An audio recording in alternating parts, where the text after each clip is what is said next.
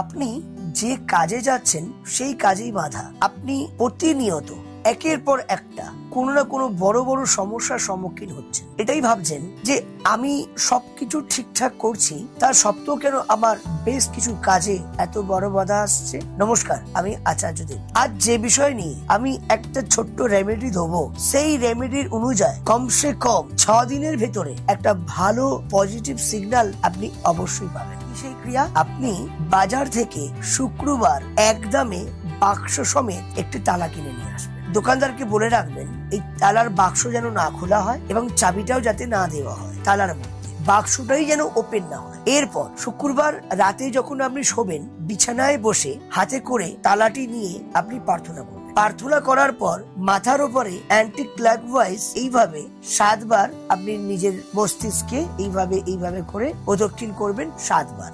বলার পর বালিশের তলায় রেখে দিয়ে শুয়ে পড়বেন। মনস্কামনা তো করলেন। শনিবার সকালবেলা ফার্স্ট একটাই কাজ, স্নান আদি সেরে কিছু না খেয়ে কিন্তু আপনি সেই তালাটি হাতে নিয়ে আবার প্রে করে আপনি বাড়ির আশেপাশে শনি মন্দির যে আছে সেই শনি মন্দিরে আপনি ওই তালাটি রেখে আসবেন এবং আপনি প্রার্থনা করবেন, আমার ভাগ্যের তালা খুলে দাও শনিদেব। এইভাবে আপনি প্রার্থনা করবেন আর রেখে দেওয়ার পর পেছন ঘুরে কিন্তু আর তাকাবেন না। যা শনিদেবের মন্দিরে আপনি রেখে দিলেন, আর রেখে দেওয়ার পর পেছন ঘুরে তাকাবেন না, সোজা বাড়িতে চলে আসবেন। শুধু একটা মাথায় রাখ, যাবার সময় কেউ যেন আপনাকে কোনো ডিস্টার্ব না করে, কেউ টোকে না দেয়। কোথায় যাচ্ছ, আপনি কিছু কথা বলে ফেললেন, সেটা যেন না হয়। সোজা ঘুম থেকে উঠবেন, স্নান আদি সেরে মন্দিরে গিয়ে রেখে দিয়ে চলে আসবেন। 6 দিনের ভেতরে আপনার ভাগ্যের তালা সুন্দরভাবে খুলে যায়। ভালো থাকবেন।